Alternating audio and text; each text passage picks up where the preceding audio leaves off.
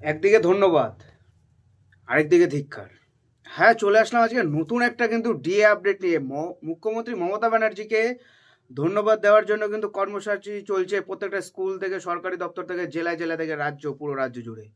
এদিকে সংগ্রামী যৌথ মঞ্চ তারাও কিন্তু বসে নেই, তারা কিন্তু আবার নতুন কর্মসূচি কিন্তু শুরু করে দিল, এবং সিপিএমরাও কিন্তু নতুন কর্মসূচি শুরু করছে।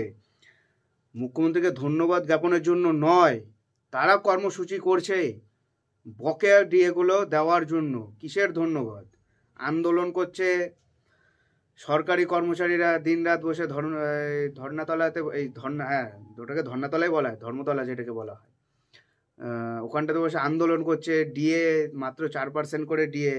ধন্যবাদটা তো সেই সমস্ত কর্মচারীদের জানা উচিত ছিল, তাদেরই কষ্টর ফল ভোগ করছে এই সমস্ত সরকারি কর্মচারীরা, তাই না? চলুন ভিডিওটা একটু কন্টিনিউ করি। মাত্র 4% ডিএ, সরকারি অফিসগুলোতে পাল্টা কর্মসূচির ঘোষণা। ডিএ ঘোষণা নিয়ে রাজ্যের মুখ্যমন্ত্রী মমতা বন্দ্যোপাধ্যায়কে ধন্যবাদ জানাচ্ছি।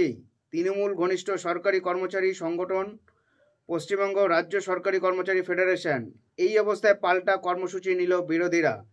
কেন্দ্রীয় হারে ডিএর দাবিতে আন্দোলনরত সংগঠনগুলি পুরো ডিএ মিটিয়ে দেওয়ার দাবিতে সরব হয়েছে।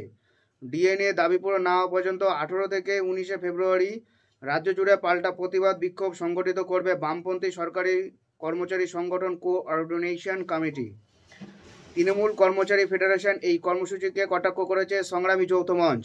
সংগঠনের আহ্বায়ক ভাস্কর ঘোষ বলেন, যে কোনো সরকারি কর্মচারী সংগঠনের কর্তব্য হল সরকারি কর্মচারীদের স্বার্থ সুরক্ষিত করা, কিন্তু দেখা যাচ্ছে তৃণমূল সমর্থিত সরকারি কর্মচারী ফেডারেশন রাজ্য সরকারের পদলেহন করে রাজনৈতিক সংগঠনের মতো কাজ করছে, যা কোনো সরকারি কর্মচারী সংগঠনের পক্ষে কাম্য নয়।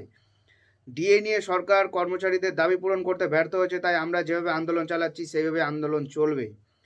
কোঅর্ডিনেশন কমিটির নেতা বিশ্বজিৎ গুপ্ত চৌধুরী বলেন, সরকারি কর্মচারীরা বঞ্চিত হলে সরকার তথা মুখ্যমন্ত্রীকে ধন্যবাদ জানানো হয়, তাহলে তা পদলেহন ছাড়া আর কিছুই বলা যায় না।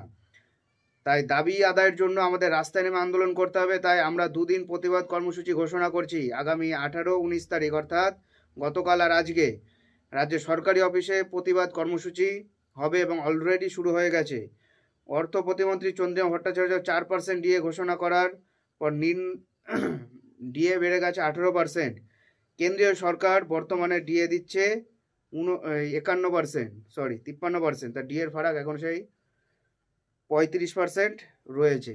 এই ডিএটা অবিলম্বে মিটিয়ে দিতে হবে, নাহলে কর্মসূচি চলছে। সুপ্রিম কোর্টকে নিয়ে তো কোনো কিছু বলার নাই। ডেট পে ডেট, দ্যাটস ইট। আপনারা দেখছেন আমার চ্যানেল নিউজার অরিন্দম, আর সঙ্গে আমি অরিন্দম। আমার ভিডিওগুলো যদি ভালো লেগে থাকে তাহলে অবশ্যই চ্যানেলটা সাবস্ক্রাইব করবে। সাবস্ক্রাইব করার সময় বেল আইকনটা অবশ্যই ক্লিক করবে, যাতে আমি যখন ভিডিও দিই তার ইনস্ট্যান্ট নোটিফিকেশন আপনাদের কাছে যায়। দেখা হচ্ছে পরের ভিডিওতে। ভালো থাকবেন সবাই। নমস্কার, জয় হিন্দ, বন্দে মাতরম।